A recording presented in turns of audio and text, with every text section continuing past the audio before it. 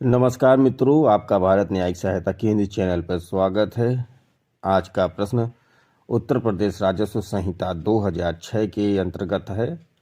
प्रश्न है कि उत्तर प्रदेश राजस्व संहिता 2006 के अंतर्गत परिवार शब्द की व्याख्या कीजिए। Explain the term family under the UP revenue code 2006। परिवार उत्तर प्रदेश राजस्व संहिता 2006 की धारा 4 की उपधारा 10 में परिवार का उल्लेख किया गया है। परिवार का अभिप्राय पति पत्नी, उनके अविवाहित पुत्र पुत्रियां तथा उनके माता पिता सम्मिलित किए गए, लेकिन न्यायिक रूप से पृथक पति पत्नी इसके अंतर्गत नहीं आते। यहाँ यह बताना उचित होगा कि वर्तमान संहिता के लागू किए जाने के पूर्व प्रदेश में उत्तर प्रदेश जमींदारी विनाश एवं भूमि सुधार अधिनियम 1950 दिनांक 1 जुलाई 1952 से लागू की गई थी, जिसकी धारा 154 के अंतर्गत 7 दिसंबर 1974 के पूर्व परिवार शब्द में शामिल थे संक्रमणी पति या पत्नी, जैसी भी दशा हो, और उनके अवयस्क बच्चे। परिवार में पिता और माता सम्मिलित नहीं थे, अतएव जब अंतरण किसी अवयस्क बच्चे को किया जाता था तो उसके माता पिता की भूमि 12.5 एकड़ की सीमा के लिए नहीं जोड़ी जाती थी।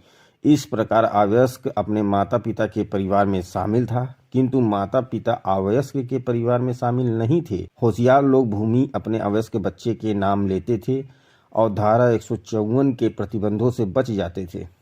विधानमंडल ने उत्तर प्रदेश भूमि विधि संशोधन अधिनियम 1974 पास करके इस दोष को भी हटा दिया।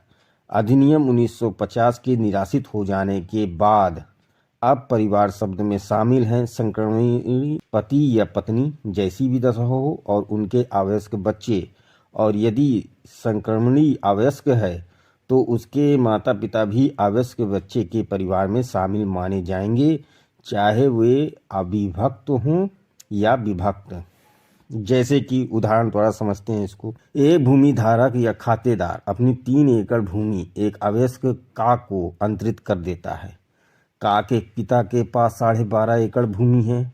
यह अंतरण चूंकि निर्धारित सीमा 5.0586 हेक्टेयर या 12.5 एकड़ से अधिक हो जाती है, इस कारण पिता के पास की 12.5 एकड़ भूमि धारा 89 के प्रयोजनार्थ जोड़ ली जाएगी।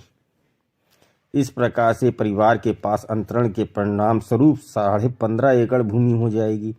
चूंकि यह अंतरण धारा 89 के प्रतिबंधों के उल्लंघन में है, अतएव यह शून्य है। धारा 89 के प्रतिबंध निम्नलिखित पर लागू नहीं होंगे। का राज्य सरकार द्वारा प्राधिकृत एथोराइज्ड संक्रमण पर। राज्य सरकार तभी किसी संक्रमण को प्राधिकृत करेगी जब वह इस विचार पर पहुंचे कि ऐसा संक्रमण किसी रजिस्टर्ड सहकारी समिति या शिक्षण संस्थान या किसी कंपनी या पूर्व संस्था अथवा दानोत्तर प्रयोजन के लिए स्थापित किसी ऐसी संस्था जिसके पास आवश्यकताओं के लिए लोकहित में पर्याप्त भूमि नहीं है के पक्ष में है अथवा जनसाधारण के हित में है। खा न्यायालय की किसी डिक्री को निष्पादित करने के लिए किए गए किसी भूमि के विक्रय पर ऐसे किसी भी अंतरण पर उत्तर प्रदेश जो सीमा आरोपण अधिनियम 1960 के प्रावधान लागू नहीं होते हैं। Thanks for watching. Please like, subscribe and share.